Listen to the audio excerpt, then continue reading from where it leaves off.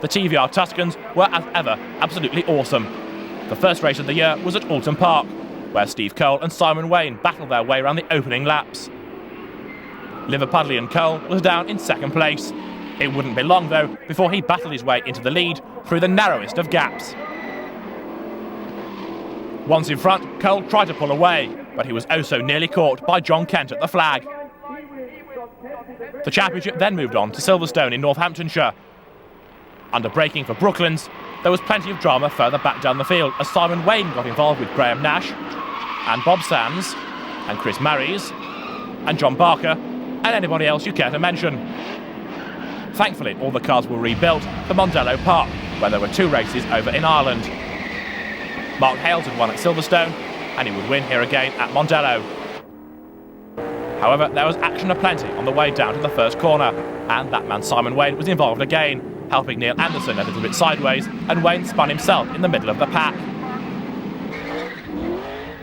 Steve Cole battled his way up alongside TVR development engineer Anderson, who spun out of his way. Hales won the first of the 2 races, and things were looking good for him in the championship. Steve Cole, trying to keep ahead of Graham Nash in race 2, got a little tap and spun off. He rejoined as Hales powered his way to the second checkered flag of the weekend and another victory. The bearded journalist would win again at Silverstone, although this time he was given a very hard time by John Kent. After an engine problem early in practice, Kent went 3rd quickest on the last few laps of practice. He tried to get the lead going in towards Copse, but the bearded journalist Mark Hales wasn't going to give up without a fight. On the run down towards Brooklands, Steve Cole had a big spin and then produced the smokescreen of the season.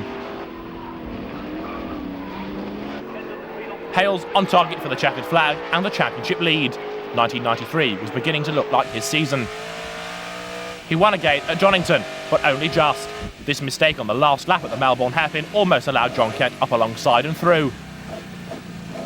The wily and experienced Hales hung on though around the final 2 corners to win here on the 2.5-mile Grand Prix circuit at Donington Park.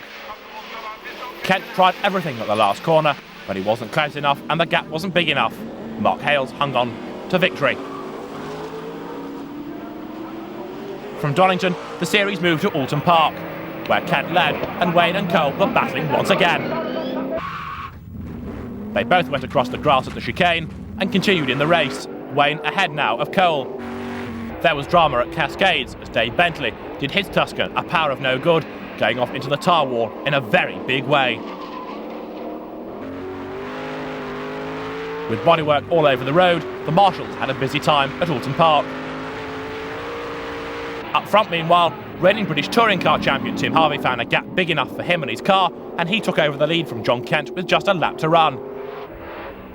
Kent didn't give up. He tried at the last corner. He got the lead briefly, but went too wide. Harvey would win in Cheshire, his only victory of the year.